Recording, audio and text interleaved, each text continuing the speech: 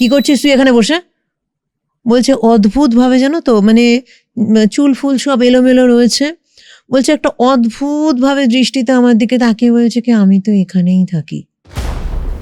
বলছে অদ্ভুত ভাবে এরকম ভাবে তাকিয়ে, বলছে মুখটা কেমন কেমন একটা অ্যাঙ্গেল মতো, কেমন ভাবে একটা অদ্ভুত ভাবে আমি দেখাতে, মানে তোকে আমি সামনে এলে দেখাবো যে কেমন একটা অদ্ভুত ভাবে তাকিয়ে বললো কি আমি তো এখানেই থাকি। এবং কথাটা মানে যেন ওর ভয়েস না, যেন ওর ভেতর থেকে অন্য কোনো ভয়েস বেরোচ্ছে, আমি এখানেই থাকি। এবং ভয়েস একটা ওই রকম ভয়েসে বললো তুই এখানে থাকিস, মারবো এক থাপ্পড় বলে একটা ওর বাবা।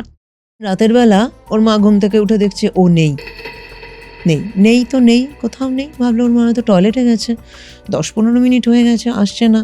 এবার ওর মা টয়লেটে গিয়েও খোঁজ করে যে তুই এখানে আছিস কিনা, তুই কিনা, দেখে না নেই। ও ডাক খোঁজ করে, নেই, কোথাও নেই। মেয়ে সারা বাড়ি খোঁজে, ছাদে ঘুরে আসে, কোথাও নেই। ফোনটা খোঁজ করে, তখন যেটা ফোনটা কোথায়, ফোনটা দেখে ঘরেই রয়েছে। মেয়ে গেল কোথায়? এমনিতেই শরীরটা খুব একটা ভালো না, মেয়েটা গেল কোথায়? তো এর মধ্যে ওর বাবা বলে কি হলো, মেয়ে গেল কোথায়? তুমি নিজের পাশে শুয়ে রয়েছো, তোমার এত ঘুম, তুমি মেয়ের খোঁজ নাও না। বলছে আমার একটু ঘুম এসছে, এবার আমি কি বলি বলো তো, মেয়ে যেরকম উঠে চলে যাবে আমি কি করে জানি।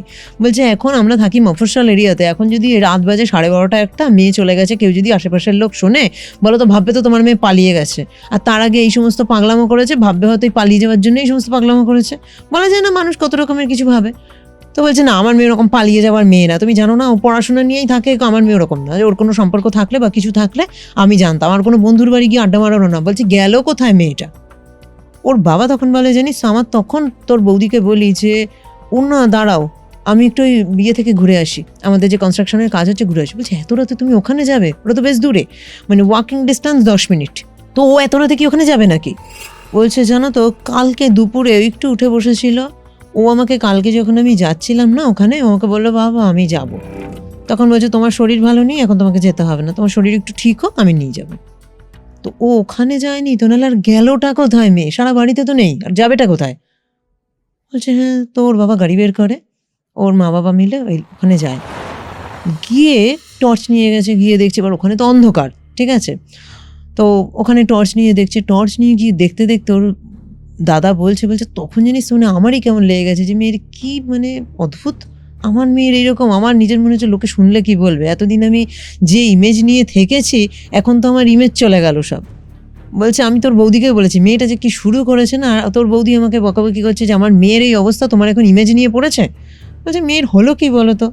তো বলছে ওখানে এইসব মানে ওয়াকিং যতটা দূর থেকে গাড়ি নামিয়ে একটু গলি রাস্তা মতো, তো অনেকটা ডিস্টেন্সে টর্চ মেরে যাচ্ছে যখন, বলছে দেখছে যে ওখানে যেন ওখানে বসে বলছে কিছু একটা মনে হচ্ছে না কেউ বসে আছে।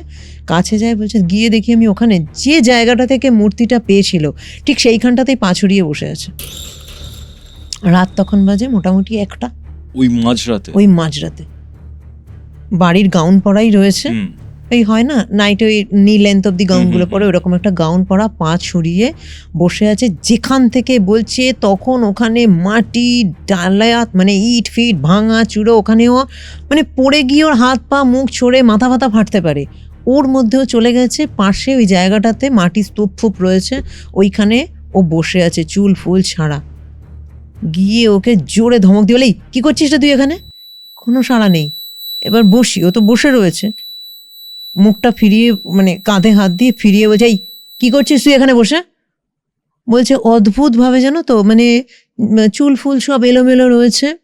বলছে একটা অদ্ভুত ভাবে দৃষ্টিতে আমার দিকে তাকিয়ে বলছে কি আমি তো এখানেই থাকি। বলছে অদ্ভুত ভাবে এরকম ভাবে তাকিয়ে, বলছে মুখটা কেমন কেমন একটা অ্যাঙ্গেল মতো, কেমন ভাবে একটা অদ্ভুত ভাবে আমি দেখাতে, মানে তোকে আমি সামনে এলে দেখাবো যে কেমন একটা অদ্ভুত ভাবে তাকিয়ে বললো কি আমি তো এখানেই থাকি। এবং কথাটা মানে যেন ওর ভয়েস না, যেন ওর ভেতর থেকে অন্য কোনো ভয়েস বেরোচ্ছে, আমি এখানেই থাকি। এবং ভয়েস একটা ওই রকম ভয়েসে বললো তুই এখানে থাকিস, মারবো এক থাপ্পড় বলে একটা ওর বাবার চড় মেরেছে জোরে। চড়টা মারার সাথে সাথে হঠাৎ করে না মানে ওর মাথাটা যেন ঝাঁকিয়ে উঠেছে, সম্বিত ফিরে এসছে। তখন যদি এখানে থাকিস, তখন মেয়েটা বলছে তুমি আমাকে মারলে, কাঁদছে তখন। বলছে ওর বাবা কোনোদিন ওর গায়ে হাত দেয় না, খুব আদুরে মেয়ে, তুমি আমাকে মারলে। তখন যে মারবো না তো কি করবো, তুমি এত রাতে এখানে এসছিস কেন মা? তখন ওর বাবারও খারাপ লাগছে, কি হলো মেয়েটার? বলছে আমি কি করে, আমাকে তো নিয়ে এলো।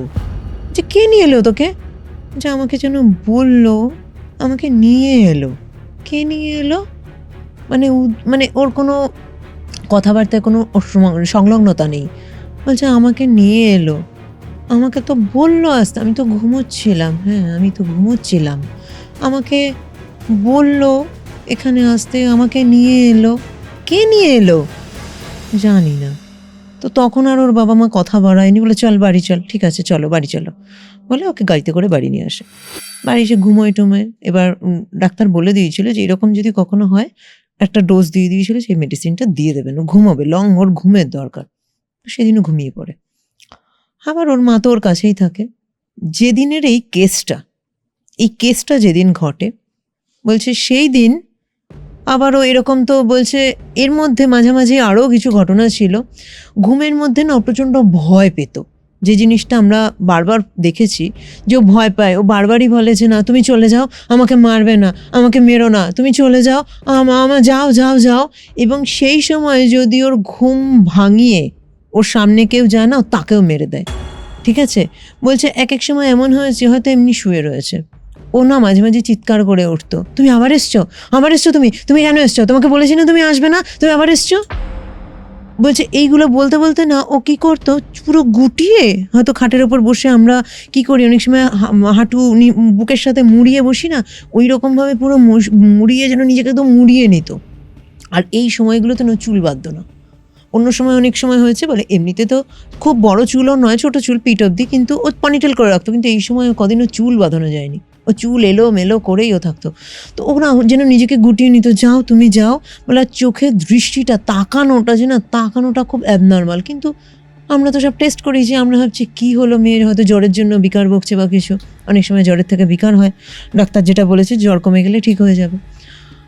বলছে এই করে তো আরও বেশ কদিন চললো, 4-5 দিন চললো। এরপরে যেটা হলো, যেদিন এই আজকের ঘটনা তুই দেখছিস ওকে, আজকেও সেম ও রাতে ঘুমোতে গেছে। ঘুমের মধ্যে তোর বৌদির মাঝে মাঝেই কী হয়, মেয়ের এরকম হয়েছে তো ঘুম সারা রাত অনেকবারই ভাঙে, ঘুম ভেঙেছে দেখছে মেয়ে নেই। কী হলো, মেয়ে কোথায়, আজ আবার কোথায় গেল? সাথে সাথেই আমি আমাকে পাশের ঘর থেকে ডাকলো, চিৎকার চেঁচামেচি, যেমন চিৎকার করে আমাকে ডাকলো, আমি এসছি। সারা ঘরে আজকেও ঘুরলাম, আর ওর কাকারাও ছিল একই বাড়িতে, কাকারা দোতলায় থাকতো। ওর কাকারা এলো, পুরো ছাদ টাদ ঘুরে দেখলো, কোথাও নেই। তারপরে ভাবলো বাড়িটা একটু এদিক ওদিক ঘুরি। বাড়ির পিছন দিকে গিয়ে দেখছে কেমন একটা আওয়াজ আসছে না, গোয়ানির মতো আওয়াজ। এই আওয়াজটা ইদানিং ওর থেকে যখনই ওর বেশি একদম এলোপাথারি করে না, তখনই গোয়ানির আওয়াজটা আসে। খুব ভয় পেলে বা ওই গুটিয়ে নেয়, কখনো হাত পা ছড়িয়ে ফেলে, গোয়ানির মতো একটা আওয়াজ আসছে, এবং কিছু যেন না বলছে, একটা বিড়বিড় করে আওয়াজ আসছে, পিছন দিক থেকে আওয়াজ আসছে। টর্চ নিয়ে ওইদিকে গেছে, বলছে তখন গিয়ে আমি দেখলাম এই সিচুয়েশন। আমি বলছি মোড়ক পেলো কোথা থেকে, ও মোড়কটা এলো কোথা থেকে? বলছে পাশের বাড়ি থেকে বোধহয় কোনোভাবে নিয়েছে, কারণ পাশের বাড়িতে আমাদের হয় না, বাড়িতে ছোট ক্ষেত খামার টামার রাখে, পাশের বাড়িতে ওরা হাঁস মুরগি বসে কোনোভাবে। এখন মেয়ে যতক্ষণ না পুরো নর্মালে আসছে আমি তো জানতে পারছি না, ওখান থেকেই পেয়েছে কোনোভাবে, হয়তো ছাড়া ছিল, বাইরে ছিল, কিছু হয়েছে। কিন্তু আমার মেয়ের কি হলো আজকে, যেটা হলো সেটা তো আমি বুঝতে পারছি না। পাড়ায় যে কজন আমার এখানে আছে সবাই তো এইটাই বলছে যে তোমার মেয়ে পাগল হয়ে গেল, এখন কেউ বলছে ভূতে ভর করেছে। এইভাবে আমার মেয়ের তো একটা লোক সমাজের তো বেরোতে পারবে না। আর ও সব থেকে বড় কথা, কি ঠিক হবে না কি অ্যাবনর্মালি হয়ে গেল? তুই কিছু পারবি করতে? আমি বলছি আজকে কিভাবে কি দেখলে আমাকে আর একবার বলো। বলছে আজকে গেলাম, প্রথমেই যখন ওকে যখন দেখছি ওই ভিডিওটা তখনই করলাম, 2 পা ছড়িয়ে বসে রয়েছে, একদম গাউন ফাউন উঠে গেছে, পুরো গায়ে ওই মোড়কটাকে মেরে ডানা ফানা ছিঁড়েছে। বলে আমি অবাক হয়ে যাচ্ছি, আমার মেয়ের গায়ে এত জোর এলো কবে থেকে?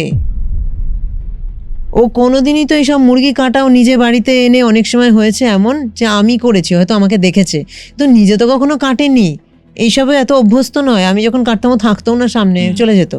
তো ও এইরকম এটা কি করে করছে, আমি তো এটাতে অবাক হয়ে যাচ্ছি। এইটা কোন জোর হলো, ওর কোন শক্তি ঢুকলো যে একটা মুরগির একেবারে মোড়গের ওর ডানা ফানা ছিটে ফেললো, আর ওই কী সব খাচ্ছে? এগুলো বলতো এটা কি হচ্ছে? তা আমি বললাম ও কিন্তু পজেস হয়েছে। যে পজেস ভূতে ভর করা, আমাকে এইভাবেই বললো। আমি যে দেখো, ভূতে ভর জিনিসটা যতটা তুমি খুব নর্মালি আমরা শুনি কথাটা সেটা না, কোনো হার্মফুল এনার্জি পজেস হয়েছে। এবং যেটা ওই যে মূর্তিটা বলছে, ওই মূর্তিটা আসার পর থেকে মূর্তিটাও একদমই কাছছাড়া করতো না। যখনই ও ঘুমোতো সাথেও মূর্তিটাকে নিয়ে। টেবিলে প্রথম স্টাডি টেবিলে মূর্তিটা রাখতো, মূর্তিটা রাখার পর থেকে ওর যেটা হলো মূর্তির দিকে ফোকাস হয়ে গেল, মূর্তি নিয়ে ওর রিসার্চ শুরু হয়ে গেল। আমরা ভাবলাম মূর্তিটা নিয়ে জানছে নতুন একটা মূর্তি, কিন্তু পরে যেটা হলো ওর খাওয়া দাওয়া বন্ধ হয়ে গেল। আমরা ঠিক আছে ওটা নিয়ে স্টাডি করছে, কিন্তু যখন তাকে জ্বর হয়েছে ওকে বলেছি কী রে তুই মূর্তিটা নিয়ে শুচ্ছিস কেন? না এটা থাক। এমনি কেন করছিস? এমনি কেন করছিস? কি হয়েছে তোর? হ্যাঁ? এই দেখো কেমনি করছে দেখো। এমনি কেন করছিস? কি হয়েছে তোর? এমনি কেন করছিস বাবু? কি হয়েছে তোর? কি হয়েছে মা? এই দেখো কেমনি করছিস। এমনি কেন করছিস? দেখো না, দেখ দেখ দেখ, টাকা টাকা। এমনি কেন করছিস বাবা? কি হলো তোর? এমনি কেন করছিস? কেমনি করছে দেখো না গো, কেমনি করছে দেখো না। একটু টাকা এদিকে, কি হয়েছে তো দেখো কি হয়েছে। কেমনি কেন করছিস মা? এমনি কেন করছিস মা? এমনি কেন করছিস? বলছে আমি না কেয়ার করিনি, কারণ ছোটোবেলা থেকে ওর পুতুলের খুব নেশা। আমি ভাবলাম ওই ছোটোবেলার নেশা, জ্বর হলে বরাবর ওই টেডি নাহলে কোনো পুতুল এইসব নিয়ে থাকতো, বড় হলেও অভ্যেস ছিল, কিন্তু টেডি ফেডি সরিয়ে দিয়েছে। বলছে বড় হয়েছে তাও টেডির খুব শখ, একটা টেডিও রাখতে হবে শরীর খারাপ হলে বিশেষ করে। কিন্তু এখন ওই মূর্তিটাকে নিয়েও পাশে ঘুমোতো, মূর্তিটাকে ওকে কোনোভাবেই মূর্তিটাকে আমি সরাতে পারতাম না। এবং দেখ এই যে আজকেও পিছনে গেছে মূর্তিটা, এত কিছুর মধ্যেও মূর্তিটা নিতে কিন্তু ও ভোলেনি, ও কিন্তু মূর্তিটা ওখানে রেখেছে। এবং আজকে তো মূর্তিটাকে ও রক্ত মাখামাখি করেছে।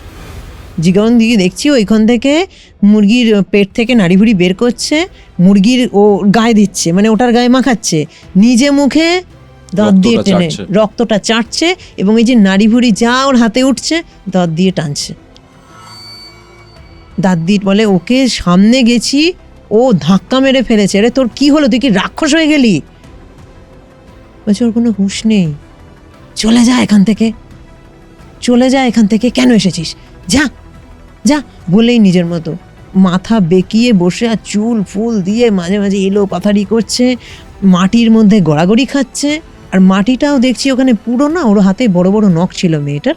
ও কিন্তু কোনো অস্ত্র দিয়ে যে মুরগির পেট কেটেছে তা না, নখে, ওর হাতে বড় নখ, নখ দিয়ে বলছে ধারে কাছে। কিন্তু আমি বলছি পেটটা কাটলো কি করে, ধারে কাছে কিছু পেলে? বলছে কিচ্ছু নেই, নখ আর দাঁত ইউজ করেছে। তো এরপরে কি হলো? কথা বলছি এর মধ্যেই বৌদি এলো। তো আমি বুঝলাম বৌদি দাদাকে কিছু বলেছে, ফোনটা আমাকে দাও। তো বলছে নে তোর বৌদি কিছু বলবে, কথা বল। আমি বললাম হ্যাঁ বৌদিকে দাও। তো বৌদিকে বললাম হ্যাঁ বলো। বৌদি তখনও কাঁদছে। তো আমি বললাম যে এখন কি অবস্থা? বলছে এখন কি অবস্থা, ওখানেই রয়েছে, এখনও ওকে হাত, ওর গায়েতে হাত দেওয়া যাচ্ছে না। কিন্তু একটা অদ্ভুত জিনিস, যেটা তোমার দাদাও তোমাকে বলেছে কিনা জানি না, হয়তো বলতে পারবে না, আমি এটা বলার জন্যই এলাম। আমি কি বলো তো? তখন বলছে ও না, প্রথমটা আমরা যখন গিয়ে দেখলাম ওকে, ও তখন